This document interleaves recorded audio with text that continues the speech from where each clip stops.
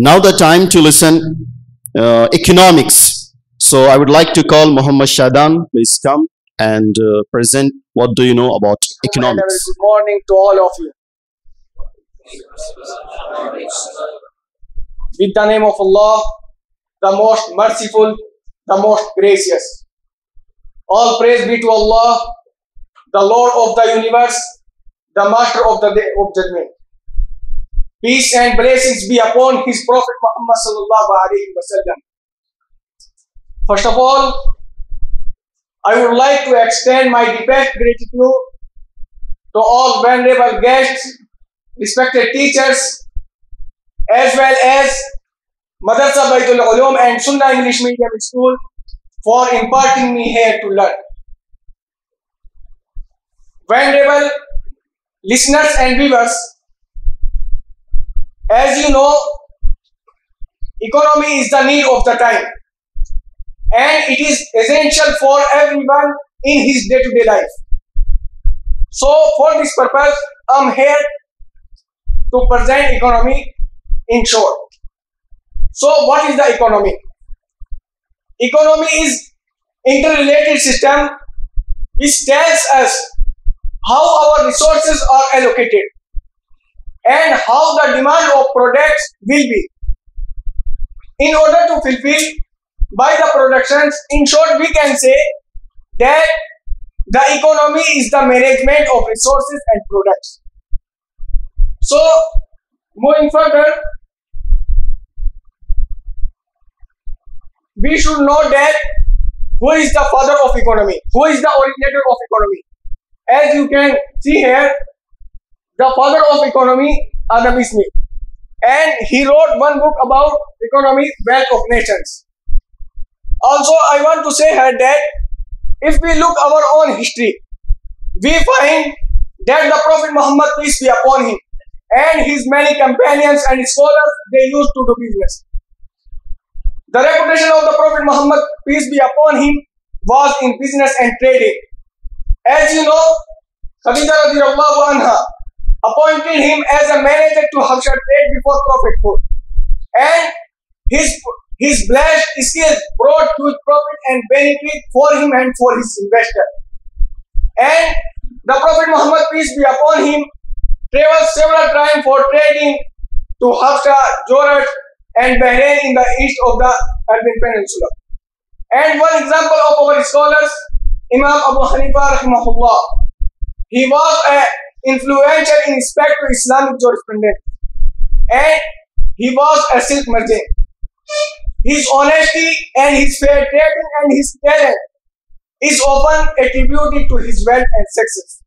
But nowadays, we find some Muslim scholars in the field of economy. So come on the point, how many types of economy? Economy is generally broken down into two types, micro and macro. Micro means as an individual, as a small level, and macro means as a whole country, as a high level. Let me explain one by one. Microeconomics focuses on how individual consumers make decisions. It can be a single person, a household, a business, an organization, and it tries to explain how they respond to change in price and why they demand and how and why different goods and products are valued differently and how to do individual best trade. And macroeconomics is the study of the association between various countries regarding how the policies of one nation have an effect on other. And it deals with various issues like national income, distribution, employment, and general price level. So, what comes under the economy? As you can see, RBI, banks, businesses, taxation, GST, GDP, NNP, money and inflation, etc. So, let me explain one by one. RBI. The full form of RBI Reserve Bank of India. And what is the work of this? Issuing notes money, as you know, what was done by the BJP government, and controlling interest rate, helping in boosting economy, controlling other banks, businesses. If anyone wants to do business and he wants to earn money, is directly affected by the policies and rule and regulations of the government as well as rule and regulations of banks. Like if someone wants to take loan for his business, what amount he has to pay depends on how much time he is taking.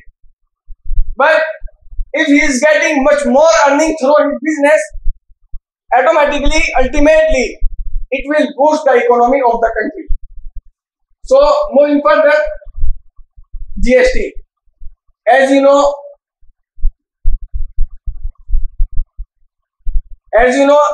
GST is the talk of the people from last 3 years. So, what is the GST? So, the full form of GST, goods and services tax. It is changing in taxes process done by the government. It has its rules and regulations in charging the amount on products and goods.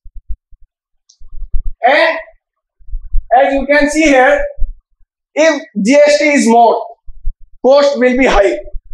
If GST is low, cost will be low. So it depends on GST. So moving further, GDP. So GDP, the total market value of all the finished goods and services are produced within the country's borders in a specific time period. So GDP, the full form of GDP, gross domestic product. If someone takes products and goods which are produced within the country and add the price of every single product, it is non-GDP. And as you know, which products and goods are produced in the country, they will be included in the India's GDP. For example, if you purchase a mobile which is made in China, it will not be included in India's GDP. It will be calculated in China's GDP. So if GDP, so you can see here, if GDP is high, the economy of our country will be high. And if GDP is low, the economy of our country will be low. So